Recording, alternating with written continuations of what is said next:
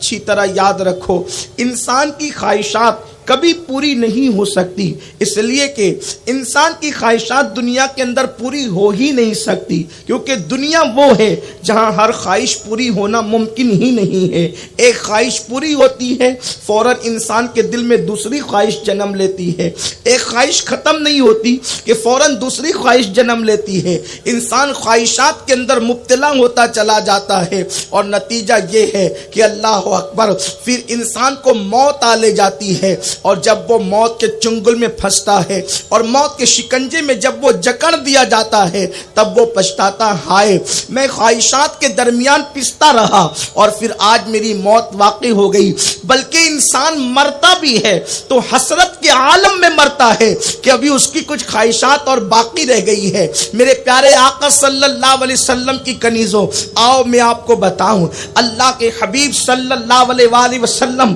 اپنی ازواج مطہرات کی ہر خواہش پوری فرما سکتے تھے۔ وہ رسول جس نے صحابہ کو جنت عطا فرمائی، وہ رسول جس نے کائنات کو اللہ اکبر خیرات عطا فرمائی، وہ رسول جس نے خدا کا قرب عطا کیا، وہ رسول جس نے انسانوں کو دنیا میں جنت کے مزدے عطا فرمائے۔ مجھے بتاؤ، جب رسول اعظم صلی اللہ تعالی علیہ وسلم اپنے صحابہ کو جنت تک عطا فرما سکتے ہیں تو کیا اپنی گھر کی عورتوں کو دنیا کی نعمتیں نہیں دے سکتے تھے؟ مگر آئیے آپ کو بتاؤں، سورۃ الاحزاب اٹھا کر کے اس کی تفسیر کو پڑھیں کہ اللہ اکبر، ایک مرتبہ ازواج مطہرات نے اللہ کے حبیب صلی اللہ علیہ وآلہ وسلم کو دیکھا کہ آقا کونین صلی اللہ علیہ وسلم آنے والے منگتوں کو کسی کو جنگل بھر بھر کر کے بکریاں دے رہے ہیں۔ اندازہ تو کریں، ایک سائل آتا ہے اور آنے کے بعد کہتا ہے یا رسول اللہ صلی اللہ علیہ وآلہ وسلم مجھے کچھ عطا فرمائے،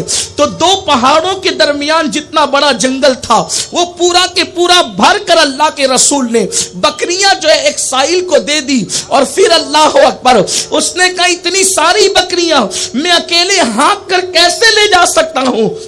تو اللہ کے حبیب صلی اللہ علیہ وآلہ وسلم نے بکریاں ہانکنے کے لیے اس کو غلام بھی مزید عطا فرما دیے تاکہ اس کے ساتھ وہ غلام بھی چلے جائیں۔ وہ کہتا ہوا گیا، لوگوں محمد عربی کا کلمہ پڑھ لو، وہ لوگوں کو مالا مال فرما دیتے ہیں، وہ لوگوں کو مالدار کر دیتے ہیں۔ اللہ اکبر، اسی لیے تو کہا گیا اللہ اللہ کہ نبی مختار کل ہیں، جس کو جو چاہے عطا کر دیں، جہاں بانی عطا کر دیں، بھری جنت ہبا کر دیں۔ نبی مختار کل ہے، جس کو جو چاہے عطا کر دیں، جہاں میں ان کی چلتی ہے وہ دم میں کیا سے کیا کر دے، زمین کو آسماں کر دے، سریا کو سرا کر دے، ہوا میں اڑنے والے یوں نہ اترائے ندا کر دے، وہ جب چاہیں جسے چاہیں اسے فرما روا کر دے۔ میرے پیارے آقا صلی اللہ علیہ وسلم کے دیوانوں، منگتوں کو جنگل بھر بھر کے کبھی بکریاں دی جا رہی ہے، منگتوں کو اللہ اکبر کبھی کبھی 50,000 ہزار سونے کے سکے عطا کیے جا رہے ہیں، غریبوں کو مالدار کیا جا رہا ہے۔ حضور کی عطا اور سخا کے بارے میں ام المومنین حضرت عائشہ صدیقہ رضی اللہ تعالیٰ عنہ ارشاد فرماتی ہیں کہ سرکار کی سخاوت ایسی تھی جیسے بہتا ہوا دریا۔ اسی کو امام زین العابدین رضی اللہ تعالیٰ عنہ اپنے قصیدے میں فرماتے ہیں کہ من وجہو شمس الضحا من خطہ بدر الدجا من ذاتہ نور الہدا من کفہ بحر الہمم۔ یا رسول اللہ، آپ کے ہاتھ ایسے ہیں کہ جیسے بہتا ہوا دریا، وہ آپ کی سخاوت کی طرف اشارہ ہے۔ آپ کا چہرہ تو چمکتا ہوا سورج ہے، اور آپ کا خط جو ہے وہ چمکتا ہوا چاند ہے، اور آپ کی ذات تو ہدایت کا نور ہے، اور آپ کے ہاتھوں کی سخاوت بالکل دریاؤں کی طرح ہے، جیسے دریا پورے شباب پر بہتا ہے، اسی طریقے سے سرکار آپ کی سخاوت ہے۔ میرے کریم سے گر قطرہ کسی نے مانگا، دریا بہا دیے ہیں، دربے بہا دیے ہیں۔ اللہ اکبر، پوری کائنات کو دینے والے رسول جب ان کی ازواج مطہرات نے دیکھا کہ اللہ کے حبیب علیہ السلام پوری کائنات کو عطا فرما رہے ہیں، تو ساری خواتین نے جمع ہو کر ام المومنین حضرت حفصہ اور حضرت عائشہ صدیقہ، ان دونوں کو اپنا قائد اور لیڈر بنایا اور اللہ کے حبیب علیہ السلام کی بارگاہ میں پیش کیا۔ وہ دونوں نے عرض کی، یا رسول اللہ، اللہ نے مسلمانوں کو فراوانی اور دولت کی روانی عطا کر دی ہے، سب کے گھروں میں خوشحالیاں آ گئی ہیں، لیکن ہم بھی یہ چاہتے ہیں کہ ہمارے خرچے میں اضافہ کر دیا جائے اور ہمارا خرچہ بھی بڑھا دیا جائے۔ جب سب کے لیے فراوانی ہے تو ہمارے لیے بھی فراوانی ہونی چاہیے، ہمارا خرچہ بڑھایا جائے۔ آپ غور فرمائیں، سب کو دینے والے رسول، روایتوں میں آتا ہے کہ اللہ کے نبی نے اپنی زبان سے کبھی کسی مانگنے والے کو نہ نہیں کہا، لا نہیں کہا، نہیں سنتا ہی نہیں مانگنے والا تیرا۔ بلکہ یہاں تک ہمارے بزرگوں نے لکھا ہے کہ اگر کلمے میں لا نہ ہوتا تو حضور علیہ السلام کی زبان پر کبھی لا یعنی نہیں ہرگز نہیں آتا۔ یہ حضور علیہ السلام کی عطا ہے، لیکن خود کی ازواج مطہرات اللہ کے رسول صلی اللہ علیہ وآلہ وسلم سے خرچے کا مطالبہ کرتی ہے کہ ہمارا خرچہ بھی یعنی ہمیں بڑھا کر کے رقم دی جائے۔ دنیا کا کوئی دوسرا انسان ہوتا سب کو دے رہے تھے، بیویوں کا خرچہ بھی بڑھا دیتے، لیکن اللہ کے رسول علیہ السلام نے اس مطالبے پر جواب یہ دیا کہ اگر تم دنیا کا عیش اور دنیا کی عشرت چاہتے ہو تو تم سب کے سب طلاق لے لو۔ نبی کے گھر میں فاقہ ہی ہوگا، اوروں کے گھر میں فراوانی ہوگی، نبی کے گھر میں فاقہ ہوگا۔ اوروں کی عورتیں زیورات پہنے گی، نبی کی بیویوں کے بدن زیورات سے خالی ہوں گے۔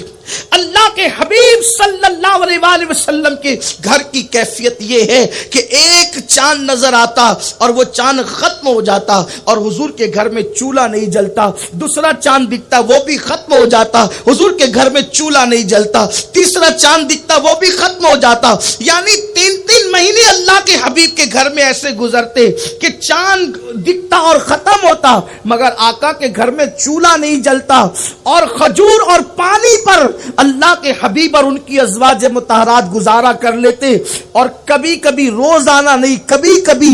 بکری کے دودھ پر گزارا ہوتا۔ ام المومنین فرماتی ہیں بھوک کی وجہ سے اللہ کے حبیب صلی اللہ علیہ وآلہ وسلم کا پیٹ اتنی اندر کی طرح دھس جاتا، اندر کی طرف دھس جاتا کہ میں اپنے ہاتھوں سے حضور کے پیٹ کو سہلایا کرتی تھی۔ کونین کو عطا کرنے والے رسول کے پیٹ کا حال یہ ہوتا، اللہ اکبر، کبھی ایک اور کبھی کبھی 2 پتھر اللہ کے حبیب صلی اللہ علیہ وسلم کے جسم اقدس سے پیٹ مبارکہ سے باندھے ہوتے، اور صرف حضور ہی کے پیٹ سے نہیں، حضور کی لاڈلی چہیتی بیٹی سیدہ طیبہ طاہرہ خاتون جنت ملکہ فردوس بری سیدہ فاطمہ کے پیٹ پر بھی کبھی ایک اور کبھی کبھی 2 پتھر ہوتے۔ میں آپ سے پوچھنا چاہتا ہوں، سب کو اللہ کے رسول علیہ السلام دے رہے ہیں، اور جب بیویاں مطالبہ کرتی ہے کہ ہمارا بھی خرچہ بڑھایا جائے تو اللہ کے حبیب فرماتے ہیں اگر خوشحالی چاہتی ہو تو طلاق لے لو۔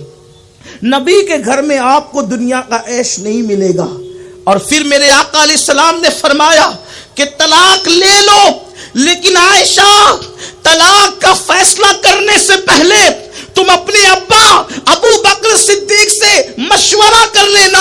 جلدی مت کرنا فیصلہ لینے میں، مگر قربان جائیں ام المومنین کی عظمتوں پر میرے آقا نے فرمایا اگر دنیا کی خوشی اور عیش چاہتے ہو تو طلاق لے لو، لیکن میرے آقا نے یہ بھی فرمایا اپنے ابا سے مشورہ کرنا، طلاق لینے میں جلدی مت کرنا۔ ام المومنین وہی بیٹھے بیٹھے جواب دیتی ہے اس میں مشورے کی کیا ضرورت ہے، واللہ ہم بھوکے رہنا پسند کرتے ہیں مگر نبی کا گھر چھوڑ کر جانا پسند نہیں کرتے۔ میں آپ سے پوچھنا چاہتا ہوں کہ اللہ رب العزت کے حبیب صلی اللہ علیہ وآلہ وسلم نے اپنی ازواج مطہرات کا خرچہ کیوں نہیں بڑھایا؟ آقا کریم نے ان کو فراوانی کیوں نہیں دی؟ اس کی حکمتیں تو حضور خود جانتے ہیں، ان کی عطا سے ان کے غلام جانتے ہیں، لیکن یاد رکھنا اگر رسول پاک کے گھر میں روزانہ کھانا پکتا، حضور کی بیویوں کو اچھے سے اچھے زیورات مل جاتے، حضور کی بیویوں کو اچھے سے اچھے کپڑے مل جاتے، تو پھر کیا ہوتا؟ آج کل کی عورتیں اپنے شوہر کو ताना देती, देखा जिस रसूल का कलेमा पढ़ते हैं वो रसूल तो अपनी अज़वाज पर इतनी कुशादगी करते थे और आप हम पर कुशादगी नहीं करते, आप तंग दस्ती में रखना चाहते हैं। तो गोया हुजूर अलैहिस्सलाम ने सारी ताकतों कुव्वत के बावजूद भी अपनी अज़वाज को कनात का जो है वो शऊर अता करके, कनात का ज़ौक़ अता करके, गोया के तमाम मोमिनीन की गुर्बत पर अपनी सुन्नत का पर्दा डाल दिया है। अल्लाह अल्लाह, ताकि अगर कोई गुर्बत की चक्की में पिसे और गुर्बत की चक्की में पिसने की वजह से उसके घर में अच्छा खाना ना हो, उसकी बीवियों को अच्छे ज़ेवरात ना हो,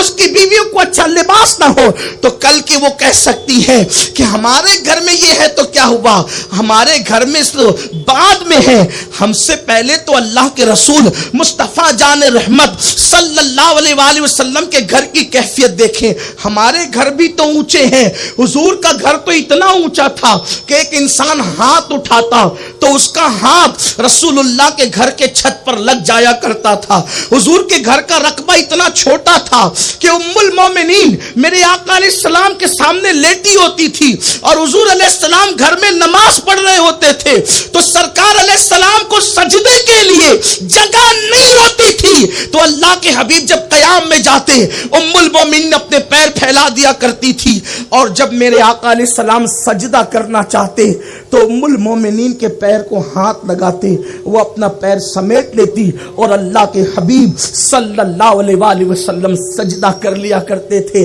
अब यहाँ रुक कर मैं पूरी ख़वातीन इस्लाम से पूछना चाहता हूँ, अच्छे मकान का ताना देकर अपने शौहरों को लोन लेने पे मजबूर करने वाली औरतें, जेवरात की लाकियत का ताना देकर अपने शौहरों को तंग करने वाली औरतें, जरा कासिम नेमत के घर का मंजर देखें। थोड़ी देर यहां से भावनगर के इस मैदान से उठकर तसव्वुरात की दुनिया में उस काशाने नबुव्वत की तरफ चले जिससे काबा अफजल नहीं हो सकता, जिससे अर्श अफजल नहीं हो सकता, जिससे जन्नत अफजल नहीं हो सकती। किस दर की बात हो रही है, किस घर की बात हो रही है जिस घर के पास आने से पहले जिब्रील रुक जाता है, अपने परों को समेट लेता है। सैयदुल मलाइका जहां आकर अपने परों को समेट ले, जहां हवाएं भी अदब से दाखिल हो, जिब्रील इजाजत के बगैर दाखिल नहीं हो सकते, मलकुल मौत इजाजत के बगैर जहां दाखिल नहीं हो सकते। जिस चौखट पर